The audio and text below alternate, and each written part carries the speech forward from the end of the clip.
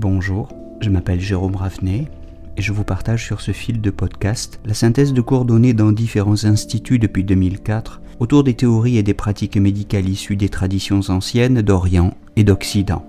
Bienvenue sur Énergie Tradition Santé à tous ceux qui nous écoutent avec discernement.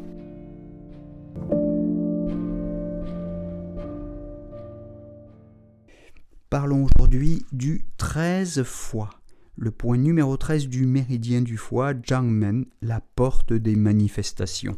C'est un point qui se trouve sur la face latérale de l'abdomen, juste au-dessous de l'extrémité de la 11e côte, la première côte flottante, si vous voulez.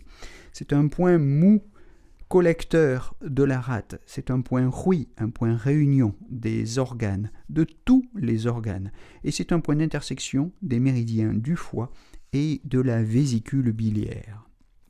C'est un grand point de l'acupuncture chinoise qu'on utilise dans deux orientations principalement, pour les maladies du foie, de la vésicule biliaire et de la rate, d'une part, et pour les pathologies locales, les problèmes concernant les hypochondres. C'est un point clé de la région des hypochondres.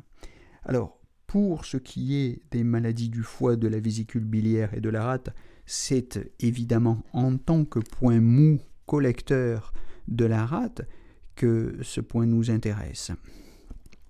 On pourrait peut-être s'attendre à ce qu'il tonifie le centre, mais en fait, il favorise plutôt le fonctionnement du foyer médian en régularisant le foie et la vésicule biliaire, spécialement lorsque ceux-ci attaquent la rate et l'estomac. Donc c'est un grand point des disharmonies foie-rate. C'est pas directement un point de tonification de la terre rate, mais c'est un point qui permet de contrôler les excès du bois, c'est-à-dire du foie. Donc c'est plutôt, comme d'ailleurs d'une manière générale les points mous, un point de dispersion, un point qui va, pour le 13 foie, libérer le foie, libérer la vésicule biliaire, éliminer la stagnation. C'est un point qui permet de résoudre un certain nombre de problèmes avec des signes digestifs, distension abdominale, borborygme, diarrhée, vomissement, douleur épigastrique. Ok, c'est un point de dispersion, donc un point de la plénitude, inefficace ou relativement peu efficace pour les cas de vide de rate.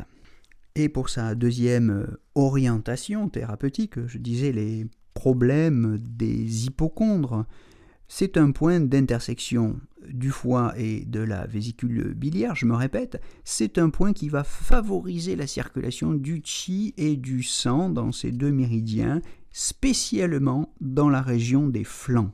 Donc il est utilisé pour les douleurs des hypochondres, par exemple dans les cas de cholécystite, de lithiase biliaire, et il est utilisé pour les masses abdominales qui sont situées sous les hypochondres. Et ça inclut les splénomégalies et les hépatomégalies dues à une stagnation de qi ou à une stase de sang. Donc, pour résumer ces fonctions thérapeutiques, eh bien, en dispersion, puisque je le répète encore une fois, c'est avant tout un point de la dispersion, du drainage, de la mobilisation, qui est utilisé pour disperser le foie, régulariser le qi, libérer la vésicule biliaire, dissiper les accumulations et les indurations. On l'utilise pour les indications fondamentales suivantes. Je me répète un petit peu et puis j'élargis. Douleur des hypochondres, cholécystite, lithiase biliaire, hépatite, vomissement, douleur épigastrique, douleur abdominale, borborygme, diarrhée, ok, masses abdominales, splénomégalie, hépatomégalie, ascite, tympanisme, paludisme chronique avec splénomégalie, etc.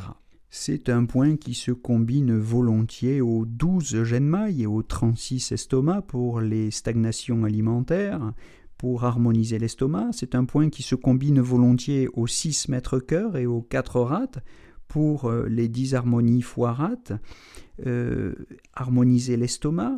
C'est un point qui se combine avec le 5 mètres cœur pour le mécanisme du qi, l'énergie dans les luos des hypochondres. C'est un point qui se combine aussi au 9 rats et au 34 VB pour disperser ou régulariser le foie et la vésicule biliaire, clarifier la chaleur.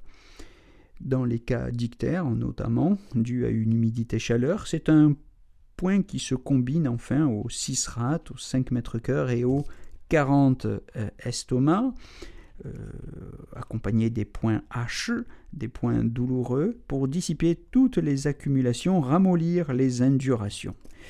Voilà, c'est un grand point donc qu'il faut étudier, ce serait intéressant, en relation avec le vin vessie, qui est, je dirais, un petit peu son complémentaire, puisque le 13 foie est un point qu'on disperse toujours. C'est un point qui permet de drainer, régulariser, disperser, tandis que le vin vessie est un grand point qu'on utilise pour la tonification quand la rate est en vide. Le 13 foie a un tropisme foie et vésicule biliaire. Le 20 vessie a un tropisme rate-estomac. Le 13 foie sert contre les plénitudes, encore une fois. Le 20 vessie contre les vides. Les deux points méritent d'être étudiés simultanément, puisqu'ils sont respectivement donc le point mou, le point collecteur, et l'autre le point Beishu, le point chou du dos de la rate. Mais on ne les utilise pas ensemble. L'association 13 fois 20 vessie est assez peu utilisée en pratique clinique à cause de la nature divergente de ces deux points, comme je viens de le dire. En résumé, si on veut simplement se souvenir de l'action du 13 foie et ne retenir que des faits remarquables, on pourrait dire que ce 13 foie disperse le foie et régularise la vésicule biliaire, il dissipe les accumulations et il a pour fonction dérivée de traiter les douleurs des hypochondres et les masses qui se situent dans la région des hypochondres, splénomégalie et hépatomégalie. C'est tout pour aujourd'hui, retrouvons-nous bientôt pour la suite de ces monographies des points d'acupuncture de la médecine traditionnelle chinoise. Je vous souhaite une belle journée en attendant, belle journée à tous.